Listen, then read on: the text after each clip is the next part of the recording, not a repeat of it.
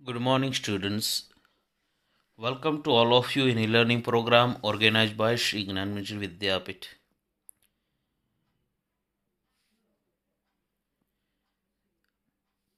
आज तक के लेक्चर में हमने सभी चैप्टर्स और ग्रामर के सभी टॉपिक्स जो है वह कंप्लीट किए। हमारा सिलेबस जो है वह पूरा कंप्लीट हो गया। आज के लेक्चर में हमने जो भी कौन कौन से चैप्टर कंप्लीट किए और आपके पास वह है ही कि यह हमारे सिलेबस में नहीं है, फिर भी एक बार पूरा देख लेते हैं। बाद में रिवीजन का जो है वह बाद में देखेंगे। आज के लेक्चर में हम हमारी जो पेपर स्टाइल है वह अच्छी तरह से समझ लेंगे, ताकि आगे की जो भी एग्ज़ाम है, हम अभी पीएसटी और डब्ल्यूएसटी देने वाले हैं, तो उसमें आप सरलता से उसकी प्रिपरेशन कर सके। इसीलिए आज हम पेपर स्टाइल को अच्छी तरह से समझ लेंगे। अब देखो, सबसे पहले यह पीडीएफ आपके पास है ही, आई ही थी, फिर भी 20 चैप्टर्स हमारे सिलेबस में गवर्नमेंट की जो टेक्स्ट बुक है उसमें दिए गए हैं। तो यह जो भी आज की स्थिति है उसके आधार पर 20 में से 5 चैप्टर जो है वह निकाल दिए गए हैं।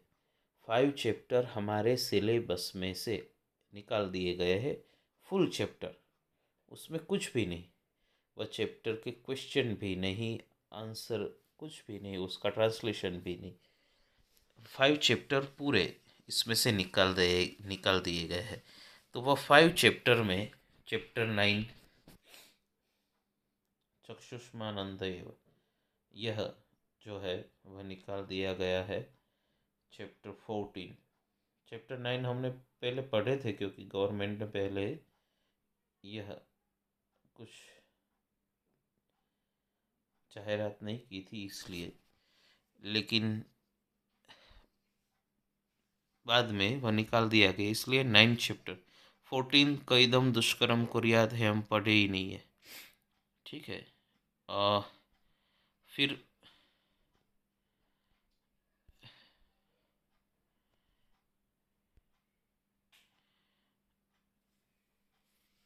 16 चैप्टर अद्भुतम युद्धम, ये निकाल दिया गया है। 17 स्वाभाविकम सादृश्यम, ये निकाल दिया गया है।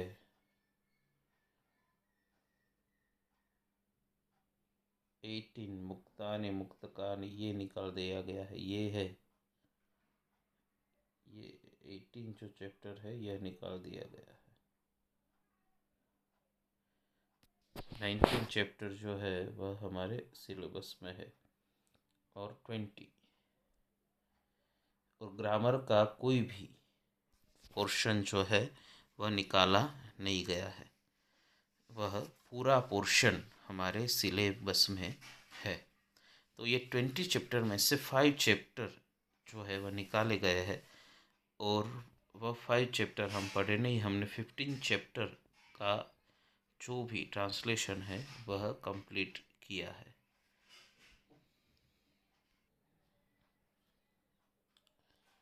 तो यह 20 चैप्टर में से 15 चैप्टर। अब ये गद्य पद्य और नाट्य खंड में हमारी पेपर स्टाइल भी जो है, ये जब फर्स्ट लेक्चर लिया था तभी मैंने ये सब समझाया था, लेकिन फिर से एक बार गद्य पद्य और नाट्य खंड, प्रोज पोयम और प्लेस, इस तरह से हमारा सिलेबस जो है वह 3 भाग में बटा हुआ है। और पेपर स्टाइल में भी गद्य खंड में से ए सेक्शन, पद्य खंड में से सेक्शन बी, नाट्य खंड में से सेक्शन सी, इसी तरह से पूछा जाता है।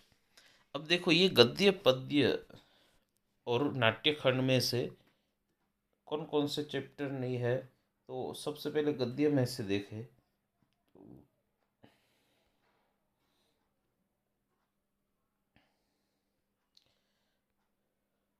तो गद्य में ये चैप्टर 9 जो है चक्षुष्मानंद एव, ये नहीं है।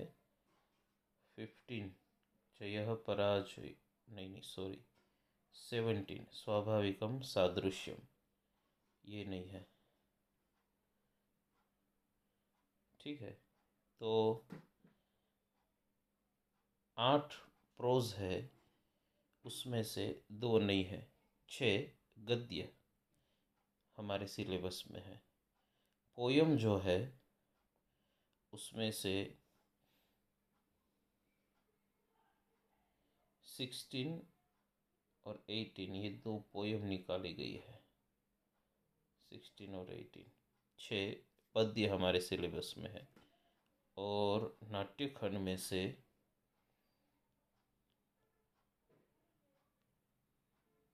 एक नाट्यखंड निकाला गया है 14। तो 5 चैप्टर हो गए जो निकाले गए हैं। एक नाट्यखंड यानी कि 3 नाट्यखंड रहे हमको प्रिपरेशन करने के लिए, 6 पद्य और 6 गद्य। जब हमारा पेपर आएगा वह 6 गद्य में से, 6 पद्य में से और 3 नाट्यखंड में से रहेगा। ठीक है, ये 15 जो है वह हमने पढ़ लिया है और उसमें से 11 तक का तो हमने रिवीजन भी कर लिया था फिर से।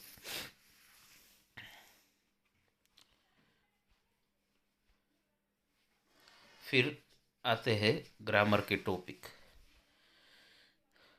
ग्रामर के टॉपिक के समानार्थी और विरुद्धार्थी 15 चैप्टर, 5 चैप्टर जो नहीं है सिलेबस में, उसके सिवा के जो भी 15 चैप्टर्स है वह 15 चैप्टर्स मटेरियल जो आपको दिया गया है उसमें सभी में पीछे टिप्पणी के पीछे समानार्थी विरुद्धार्थी जो एक्सरसाइज स्वाध्याय है उसमें समानार्थी विरुद्धार्थी वर्ड जो है वह दिए गए हैं। समानार्थी और विरुद्धार्थी दोनों शब्द है वह दिए गए हैं। वह 15 चैप्टर में से आपको समानार्थी और विरुद्धार्थी प्रिपेयर करने हैं। पीएसटी जो है वह पीएसटी जितने चैप्टर हो गए आपके पास में वह आएगा, पीडीएफ जो है वह आएगी कि फर्स्ट पीएसटी में इतने चैप्टर और ग्रामर के टॉपिक के नाम लिखे गए होंगे, क्रियापद विभक्ति इस तरह से नाम दिए गए होंगे, वह आपके पास पूरा तैयार होकर आएगी।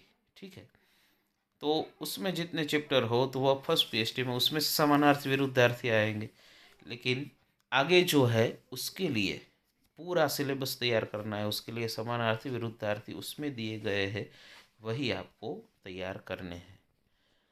फिर हमने क्रियापद का टॉपिक पढ़ा, उसमें वर्तमान काल, भविष्य काल, यस्तन, भूतकाल, आज्ञार्थ और विध्यर्थ ये 5 थे क्रियापद के। तो ये पांचों क्रियापद उसके परस्मैपद और आत्मनेपद ये दोनों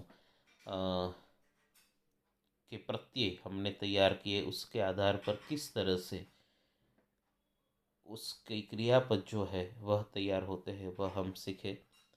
बाद में स्म प्रयोग, स्म प्रयोग, फिर विभक्ति प्रयोग। विभक्ति में अकारांत पुल्लिंग और नपुंसकलिंग, आकारांत इकारांत और दीर्घ इकारांत स्त्रीलिंग, इतने विभक्ति के प्रयोग जो है वह पूछे जाते हैं, हमारे सिलेबस में दिए गए हैं ग्रामर के।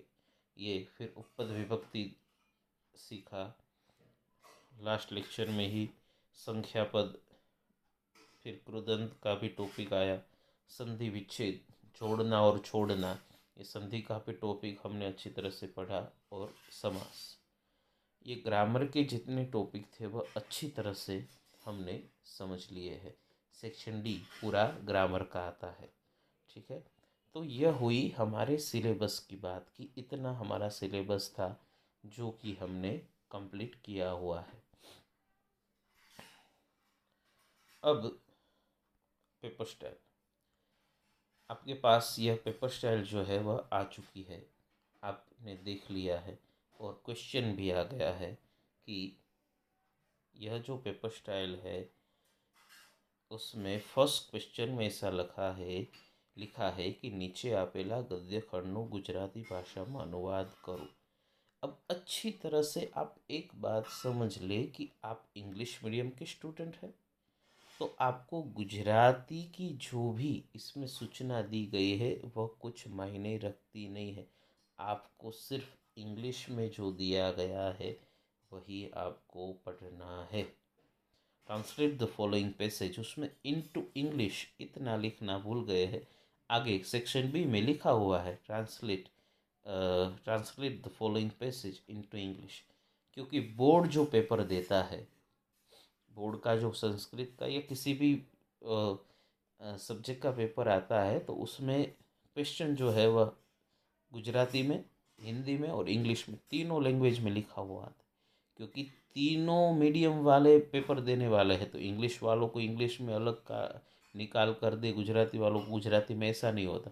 पेपर तो एक ही निकलता है, उसमें गुजराती में भी क्वेश्चन दिया गया होता है, हिंदी में भी क्वेश्चन दिया गया होता है और इंग्लिश में भी क्वेश्चन दिया गया होता है। उसमें जो सूचना दी गई वो गुजराती में भी होती है और इंग्लिश में भी होती है और संस्कृत में भी होती है। तो आप इंग्लिश मीडियम के हैं तो आपको इंग्लिश की सूचना जो है दी गई है वही आपको फॉलो करनी है। फिर आप गुजराती में जो सूचना दी गई है तो वो गुजराती मीडियम वालों को, उसमें तो गुजराती ही लिखा होगा ना। इसीलिए आपको इंग्लिश में आप पूरा पढ़े हैं, आपके पास इंग्लिश का मटेरियल है, आप इंग्लिश में प्रिपरेशन करने वाले हैं, अभी कर रहे हैं, और पीएचडी डब्ल्यूएसटी सभी इंग्लिश में देने वाले हैं, तो बोर्ड का पेपर ही इंग्लिश में ही होगा। तो यह जो आपके मगज में कोई भी प्रकार की क्वेरी हो तो वह निकाल दीजिए, पहली बात। ठीक है, अभी देखते हैं सेक्शन ए, जो कि गद्य में से पूरा आएगा। 6 गद्य जो है चैप्टर 9 चक्षुष्मान अंधेव, ये गद्य एक नई है, और दूसरा 17 स्वाभाविकम सादृश्यम, ये गद्य नहीं है। 6 गद्य है, उसमें से सेक्शन ए आएगा। सेक्शन ए है वह गद्य में से दिया गया है। इसमें है translate the following passage anyone, 2 paragraph दिए गए होंगे, 2 पैराग्राफ में से एक का आपको ट्रांसलेशन इंग्लिश में करना है। 4 मार्क्स, इसके 4 मार्क आपको मिलेंगे यदि अच्छी तरह से आप ट्रांसलेशन लिख ले तो। फिर है Sanskrit question answer, any 2, 3 question दिए गए होंगे, क्वेश्चन 3, क्वेश्चन 4 और क्वेश्चन 5 नंबर का। ये 3 क्वेश्चन जो है वह आपको संस्कृत में दिए गए होंगे, उसमें से आपको 2 मार्क के लिए 2 क्वेश्चन संस्कृत में उसके आंसर देने हैं। ठीक है, हमने जो भी चैप्टर ख़त्म हुआ उसके बाद में संस्कृत क्वेश्चन आंसर थे वह हम पढ़े थे, मैंने आपको सोल्व करवाया था। तो वही क्वेश्चन आंसर आपको प्रिपेयर करने हैं और उसी में से यह पूछा जाएगा। फिर है answer the following question in English. English question answer सभी चैप्टर में पीछे दिए गए हैं। हम जब भी जो भी चैप्टर पढ़े उसमें वह हमने सोल्व भी किए हैं। 3 पूछे जाएंगे, क्वेश्चन 6, क्वेश्चन 7 और क्वेश्चन 8। यह जो है वह आपको इंग्लिश में पूछे जाएंगे और आपको आंसर भी इंग्लिश लैंग्वेज में भी ही देना है। किसी भी 2 के आंसर आपको देने हैं। 4 मार्क्स, 1 क्वेश्चन 2 मार्क्स। ठीक है, तो 2 क्वेश्चन के 4 मार्क्स है। तो सेक्शन ए गद्य आगे भी है अभी। क्वेश्चन नंबर 9 और 10, right short note on the following. 2 आपको शॉर्ट नोट पूछी जाएगी, चैप्टर ख़त्म हुआ बाद में, गद्य में से। सेक्शन ए गद्य में से है, तो गद्य में जो भी शॉर्ट नोट है वह आपको प्रिपेयर कराई गई है, तो वह शॉर्ट नोट जो है वह आपको लिखनी होगी। ठीक है, जिस तरह से 15 चैप्टर है तो उसमें महाभारत है, भूलोक द अर्थ, उसकी ये सब मटेरियल में भी दी गई है, उसकी मैंने आपको तैयार करवाई थी, प्रिपेयर करवाई थी, तो वह पूछी जाएगी शॉर्ट नोट 2। किसी भी गद्य में से दो होगी, उसमें से आपको एक लिखनी है। फिर है उसके मार्क्स है 2, एक के 2 मार्क्स है, ठीक है। फिर है read the paragraph careful and right answer in Sanskrit. 4 question.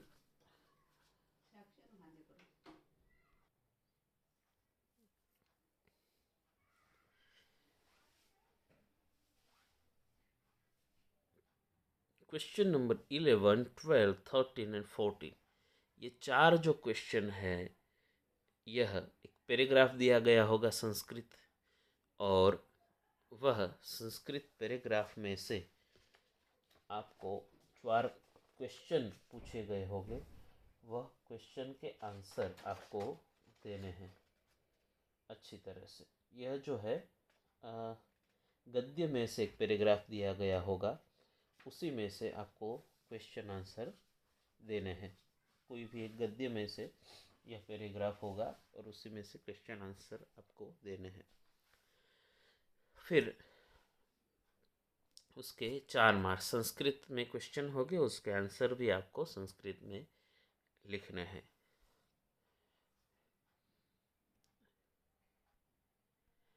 Section B जो कि पद्य विभाग में से होगा। Translate the following passage into English. देखो यहाँ पे यह लिखा हुआ है, वहाँ पे वह भूल गए थे। फिर भी उसने इंग्लिश पर तो लिखा ही है संस्कृत में। गुर्जर संस्कृत गद्य खंड से आंग्ल भाषायाम अनुवादम कुरुत। अंग्रेजी में आपको अनुवाद करना है ऐसा।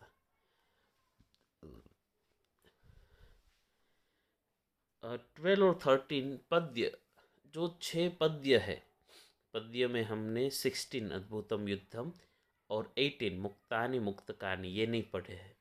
ये हमारे सिलेबस में इस साल के लिए नहीं है। तो उसके सिवा के 6 पद्य जो है उसमें से 2 श्लोक यहाँ पे दिए गए होंगे, और 2 में से किसी एक का आपको ट्रांसलेट करना है इन द इंग्लिश, और उसके लिए आपको 4 मार्क मिलेंगे। फिर है पद्य में से संस्कृत क्वेश्चन होंगे 3, 14, 15 और 16 नंबर का क्वेश्चन जो है वह पद्य में से संस्कृत क्वेश्चन आपको पूछे जाएंगे, और उसमें से आपको संस्कृत में ही आंसर देना है 2 मार्क्स के लिए। फिर 17, 18, 19 और 20 4 क्वेश्चन पद्य में से इंग्लिश क्वेश्चन आंसर पूछे जाएंगे। इंग्लिश क्वेश्चन पद्य में से 6 पद्य जो है उसमें से 4 क्वेश्चन पूछे जाएंगे इंग्लिश में, और उसमें से 3 के आपको आंसर देने हैं 6 मार्क। एक का 2 मार्क्स है, वह 6 मार्क का है पूरा, ठीक है। इंग्लिश में पूछे जाएंगे, उसके आंसर भी इंग्लिश में आपको देने हैं। फिर श्लोक पूर्तिम कुरुत, कंप्लीट द वर्सेस। 7 श्लोक जब पद्य पढ़ाए तब पद्य में से 7 श्लोक मैंने आपको तैयार करवाए हैं। आपकी एक्सरसाइज स्वाध्याय में मटेरियल है, उसमें भी स्वाध्याय में है। 1 to 20 में जो भी पद्य है उसमें 7 श्लोक होते हैं प्रिपेयर करने के लिए। वह 7 श्लोक में से कोई भी 2 पूछे जाएंगे और कोई भी 3 पूछे जाएंगे, और उसमें से आपको 2 लिखने हैं, श्लोक पूर्ति करनी है। कंप्लीट द वर्सेस 21, 22 और 23।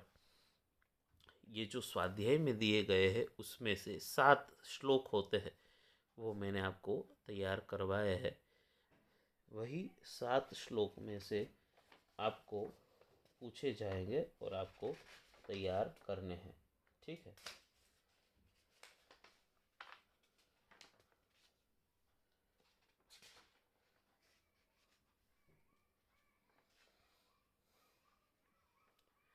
फिर यह हुआ सेक्शन बी कंप्लीट। 80 मार्क का पेपर है, सभी सेक्शन 16 मार्क के है। सेक्शन सी जो है, सेक्शन सी वह नाट्य खंड में से नाट्यखंड 3 है। एक 14 नंबर का नाट्यखंड है, वह हमारे सिलेबस में नहीं है। 8 नंबर का फिर आता है 4 नंबर जनार्दनस्य पश्चिम संदेश, फिर 8 नंबर और फिर 19। ये 3 नाट्यखंड जो है वह हमारे सिलेबस में है। तो 3 नाट्यखंड में से 2 पैराग्राफ यहाँ पे पूछे जाएंगे। उसमें से आपको एक का ट्रांसलेशन करके लिखना है। Translate the following dialogues into English. इसमें से एक का ट्रांसलेशन आपको लिखना है। फिर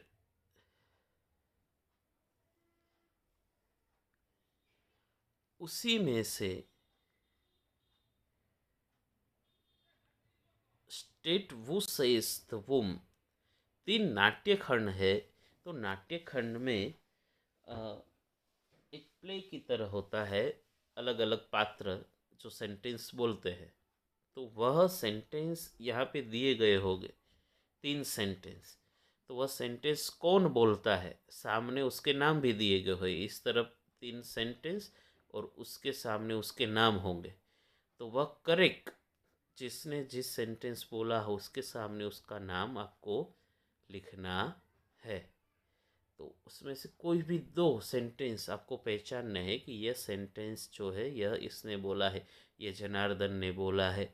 यह सेंटेंस जो है वह घटोत्कच ने बोला है, यह सेंटेंस धृतराष्ट्र ने बोला है, यह सेंटेंस वह सत्य मयूर वाला पाठ है।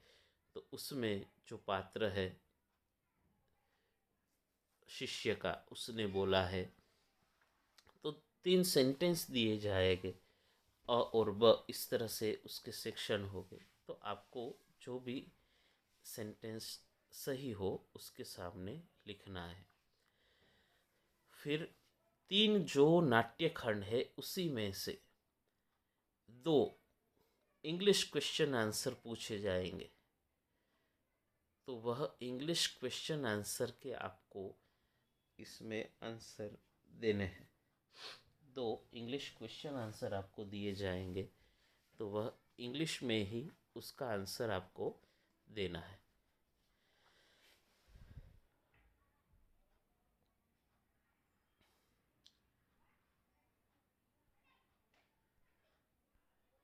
फिर सेक्शन सी में 3 जो नाट्यखंड है उसी में से 32, 33 और 34 ये शॉर्ट नोट पूछी जाएगी। उसमें से 2 शॉर्ट नोट आपको इंग्लिश में लिखनी है। दोनों के 2-2 मार्क हो गए। नाट्यखंड में से ही पूछी जाएगी, तो उसके 2-2 मार्क होंगे। अच्छी तरह से प्रिपेयर कर ले। फिर है cost make sentence using words given in the brackets.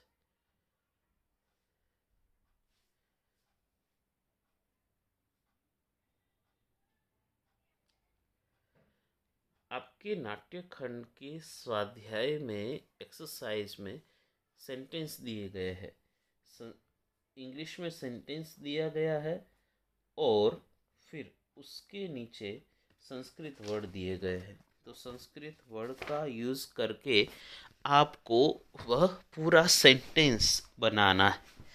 वह संस्कृत वर्ड जो है उसका यूज़ करके पूरा सेंटेंस आपको बनाना होता है। यहाँ पे 2 सेंटेंस दिए गए हैं। घटोत्कच bows टू धृतराष्ट्र और नीचे घटोत्कच धृतराष्ट्र और प्रणम। तो घटोत्कच धृतराष्ट्रम प्रणमति। इस तरह से आपको पूरा सेंटेंस बनाना है। आपके स्वाध्याय में ये सेंटेंस जो है दिए गए हैं, उसके आधार पर आपको यह सेंटेंस बनाने होते हैं। तो यह सेक्शन सी जो है वह नाट्यखंड में से पूछा जाएगा इस तरह से। अब है सेक्शन डी। ग्रामर के जितने टॉपिक हम पढ़े हैं, अभी जब लेक्चर की शुरुआत हुई तब ग्रामर के कौन कौन से टॉपिक पढ़े वह मैंने आपको बताया था। तो वह ग्रामर के टॉपिक में से 16 क्वेश्चन यहाँ पे पूछे जाएंगे।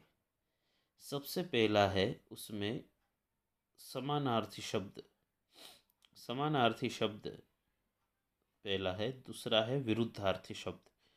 मैंने आपको बोला था कि समानार्थी और विरुद्धार्थी जो भी 15 चैप्टर हम पढ़े, वही चैप्टर में से पीछे सभी में स्वाध्याय के बाद मैंने समानार्थी और विरुद्धार्थी वर्ड मटेरियल में दिए गए हैं, तो उसी में से आपको प्रिपेयर करने हैं और इसमें आंसर जो है वह लिखना है। फिर है अधोदत्तेभ्यः क्रियापदेभ्यः वर्तमान कालस्य रूपम चित्वा लिखत। तो यहाँ पे फिर क्रियापद के 4 क्वेश्चन क्रियापद के हो गए। ठीक है, इसमें ऐसे ही दिया गया है वर्तमान काल, सामान्य भविष्य काल, आज्ञार्थ, विध्यर्थ। तो इसमें से किसी भी काल का 4 क्वेश्चन जो है वह क्रियापद में से पूछे जाएंगे। तो 5 हमने काल, वर्तमान काल, सामान्य भविष्य काल, यस्तन भूतकाल, आज्ञार्थ और विध्यर्थ, ये 5 पढ़े हैं। उसी में से 4 क्वेश्चन जो है वह पूछे जाएंगे। कोई भी हो सकता है उसमें। ठीक है, फिर 44 नंबर का क्वेश्चन जो है वह स्म प्रयोग का। ये एक जो है समानार्थी, दूसरा विरुद्धार्थी, ये 4, 1, 2, 40, 41, 42 और 43, ये 4 क्वेश्चन पूछे जाएंगे क्रियापद में से।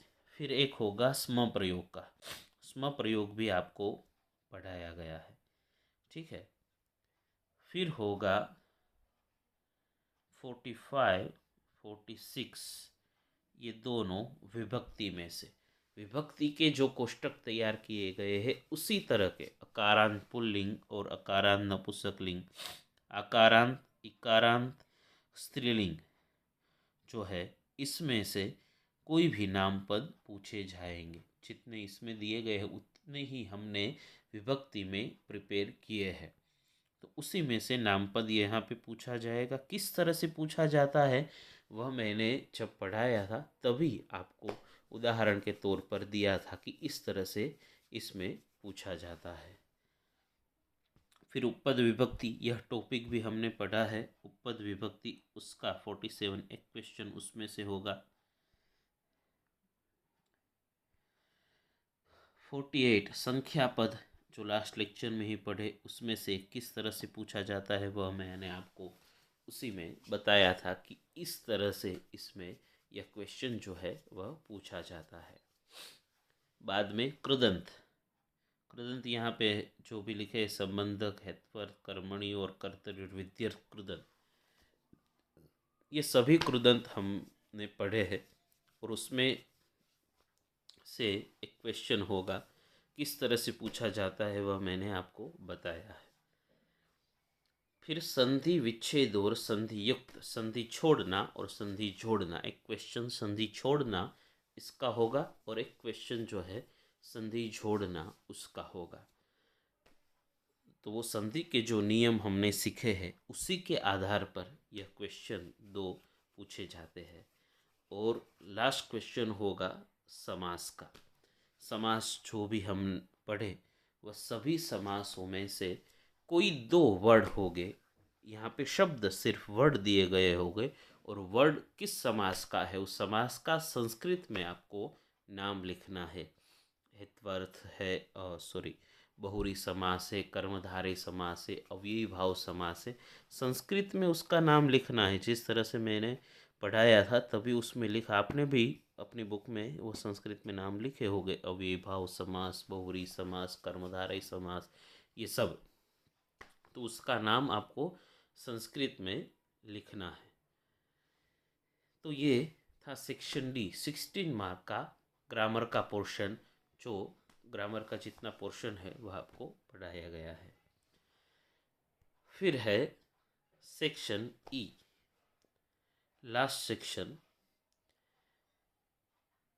सबसे पहले arrange the sentence according to sequence of the story. 4 sentence दिए गए होंगे, 4 वाक्य दिए गए होंगे, कोई किसी भी स्टोरी के 4 सेंटेंस यहाँ पे दिए गए होंगे।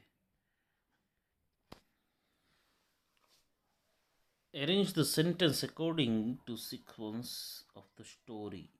जो भी गद्य है या नाट्यखंड है उसके आधार पर 4 सेंटेंस पूछे जाएंगे। यहाँ पे देखो, यहाँ पे है यदयं वित्तदासः धनिकोऽपि लुब्धो वर्तते अतः केनापि अपायेन मया असौ वंचनीयः एकदा कुटनाथेन चिन्तितं तस्य कुटनाथाभिधः वेश्यः प्रातिवेशिकः आसीत्। ये 4 सेंटेंस यहाँ पे स्टोरी में से दिए गए हैं। तो आपको उसको सीक्वेंस में, जो पहला है उसको पहला, दूसरा है उसको दूसरा, तीसरा है उसको तीसरा, इस तरह से आपको लिखना है।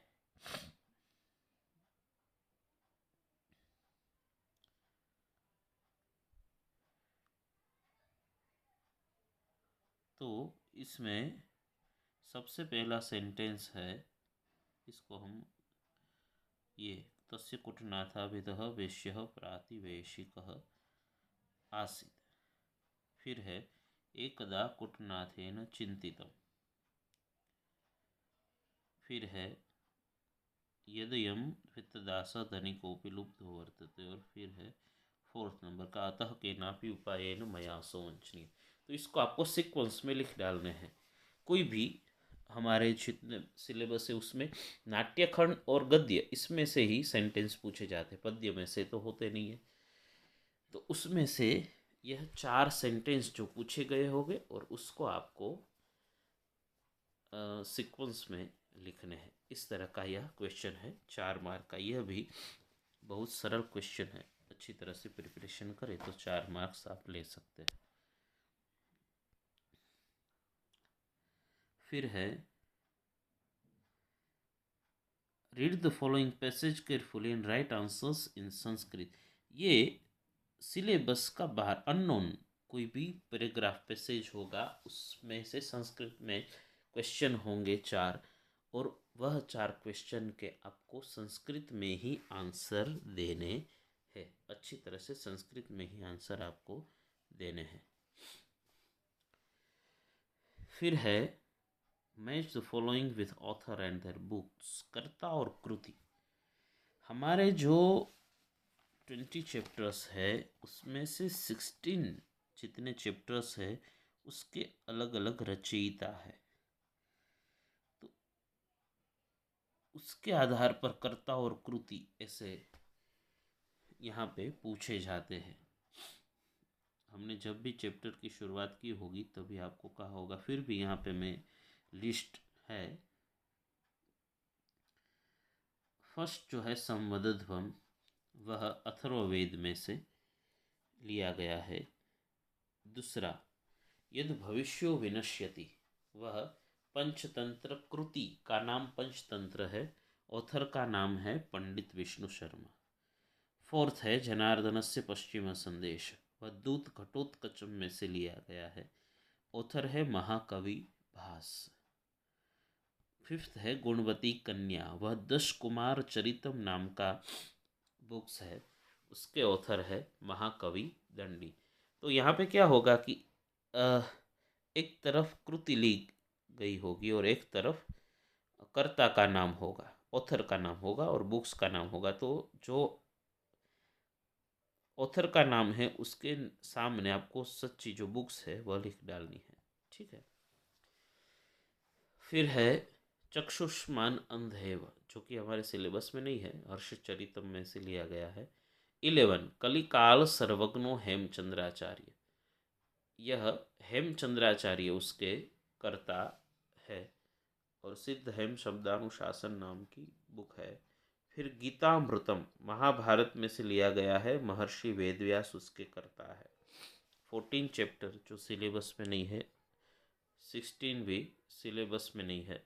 17 स्वाभाविकम सादृश्यम, वो भी सिलेबस में नहीं है। 18 भी सिलेबस में नहीं है।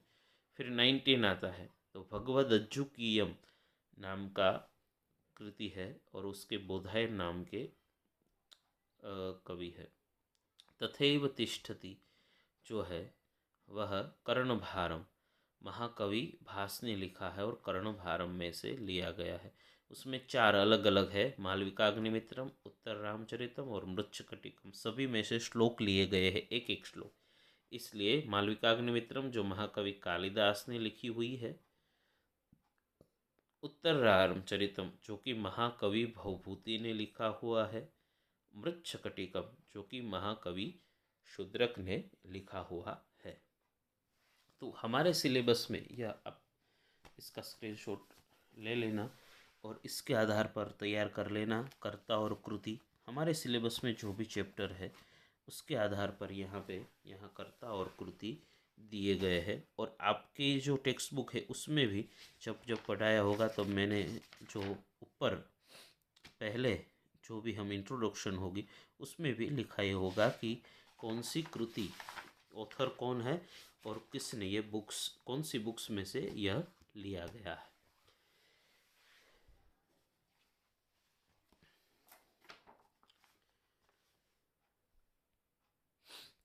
फिर है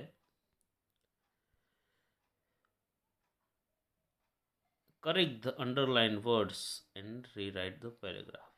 किस तरह से ये करना है। 59 क्वेश्चन, एक पैराग्राफ होगा उसमें 3 वर्ड होंगे, उसको किस तरह से करेक्ट करने हैं। लास्ट लेक्चर में मैंने अच्छी तरह से आपको पढ़ाया था कि इसको इस तरह से करेक्ट करना है। इसके जो 2 नियम हैं वो दोनों नियम आपको मैंने पढ़ाए थे। फिर है लास्ट क्वेश्चन 3 मार्क का, अर्थ विस्तार। Translate the following verses and explain the idea. अर्थ विस्तार इसका लिखना है। अब अर्थ विस्तार जो है 7 पोएम फर्स्ट, उसमें एक अर्थ विस्तार है। फिर सुभाषित कुसुमानी 7 नंबर, उसमें स्वाध्याय में 2 अर्थ विस्तार दिए गए हैं। फिर 13 चैप्टर कलिकाल गीतामृतम, उसमें स्वाध्याय में अर्थ विस्तार के लिए 3 श्लोक दिए गए हैं। और 20 चैप्टर नंबर 20, उसमें अर्थ विस्तार के लिए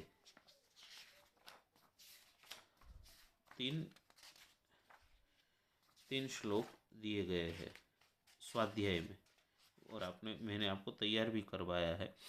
तो 20 चैप्टर में, 13 चैप्टर में और 77 चैप्टर में 8 और एक फर्स्ट चैप्टर में संबद्ध में से 9 अर्थ विस्तार है, वो आपको तैयार करने हैं। और उसमें से 2 पूछे जाएंगे, उसमें से एक आपको अर्थ विस्तार लिखना है, उसके लिए आपको 3 मार्क मिलेंगे।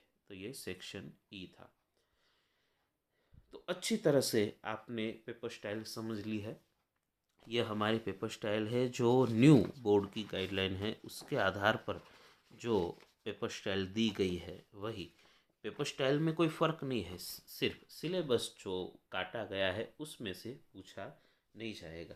बाकी तो आपको 15 चैप्टर और ग्रामर पूरा पढ़ाया गया है। उसी में से यह जो पेपर है पीएसटी के जो सिलेबस देंगे उसके आधार पर डब्ल्यूएसटी के पूरे सिलेबस के आधार पर पूछे जाएंगे। पीएसटी और डब्ल्यूएसटी ख़त्म होगी तो आप अच्छी तरह से बोर्ड में लिख सकेंगे, क्योंकि उसमें आपको पता चल जाएगा कि किस तरह का पेपर होता है। तो ये 80 मार्क्स का क्वेश्चन पेपर बोर्ड का रहेगा और 16 मार्क का सभी section A B C D और ई 16 मार्क के पूछे जाएंगे। और गद्य पद्य और नाट्यखंड और ग्रामर इसी तरह से यह पूरा पूछा जाएगा। तो यह इस तरह की पेपर स्टाइल है। अब जो भी लेक्चर बचे हैं आगे के हमको मिलेंगे, उसमें हम जितना हो सकेगा उतना रिवीजन करने की कोशिश, ग्रामर का रिवीजन करने की कोशिश करेंगे। ठीक है। फिर आगे आपको कोई क्वेश्चन होगा तो उसके लिए भी होगा, डाउट होगा तो उसके लिए भी सेशन होगा, वो आपको सीखना दी जाएगी। ठीक है, तो आज का लेक्चर हम यहीं पे ख़त्म करते हैं। Thank you very much.